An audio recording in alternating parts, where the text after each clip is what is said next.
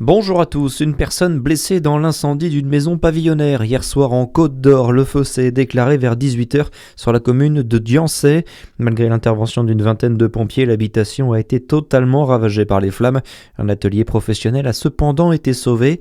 La personne blessée a inhalé de la fumée et a été transportée à l'hôpital en urgence relative. Un homme interpellé en Saône-et-Loire à Montceau-les-Mines hier. Il est suspecté d'être l'auteur d'un braquage du supermarché Aldi sur la commune le 27 décembre dernier. L'homme de 37 ans est connu des services de police récidiviste. Il a pu être identifié grâce à la photo d'un objet volé sur laquelle l'individu apparaît. Une centaine de personnes réunies hier soir sur la place Pasteur de Besançon. Les Byzantins ont bravé le froid pour répondre à l'appel du Parti communiste français du Doubs. Le PCF appelait au rassemblement dans plusieurs villes pour dénoncer l'ingérence américaine au Venezuela. Samedi, les États-Unis ont capturé Nicolás Maduro à Caracas. Le désormais ex-président vénézuélien comparaissait hier à New York. Il a plaidé non coupable. Le monde de la nuit dijonnais se mobilise après l'incendie de Crans-Montana. Plusieurs établissements ont pris la décision de ne plus utiliser de bougies incandescentes. Ces petites fusées scintillantes placées sur les bouteilles seraient la cause du drame dans la nuit du Nouvel An. Plusieurs pistes sont étudiées pour trouver des solutions moins dangereuses.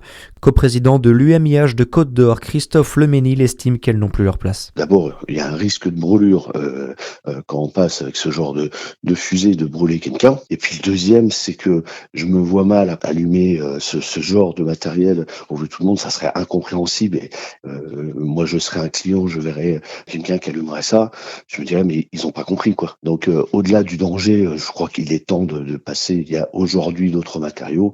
Voilà, on a réagi avec effectivement des lampes à LED et des choses comme ça aujourd'hui. Il faut que le message soit clair et que la réglementation évolue et interdise ce genre de matériel dans les établissements, dans les ERP. Pour l'heure, 3 établissements ont annoncé renoncer à ces bougies à Dijon, le Cercle Rumerie Jamaïque, la Bodega et le Melchior Balthazar. Dans le reste de l'actualité, la galère hier en Île-de-France après les fortes chutes de neige. Plus de 1000 km de bouchons cumulés ont été enregistrés. Il y avait encore à 21h 200 km d'embouteillage. Les transports scolaires ont été suspendus aujourd'hui dans l'ensemble de la Normandie, en Bretagne, mais aussi dans les Yvelines, l'Oise, la Somme et les Ardennes.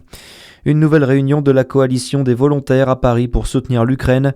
Les pays européens alliés de l'Ukraine et des émissaires américains se retrouvent aujourd'hui autour d'Emmanuel Macron. Et puis dans le Jura, un bain glacé solidaire est organisé ce week-end. L'événement a lieu samedi à 14h au lac de Chalain à Marigny. C'est une initiative du Secours populaire de Franche-Comté en partenariat avec la Croix-Rouge pour rendre la solidarité visible. Seule consigne, venir avec un bonnet rouge de Noël et avec un gâteau ou une boisson à partager. Très bonne journée à tous sur Fréquence Plus. À suivre, c'est votre météo.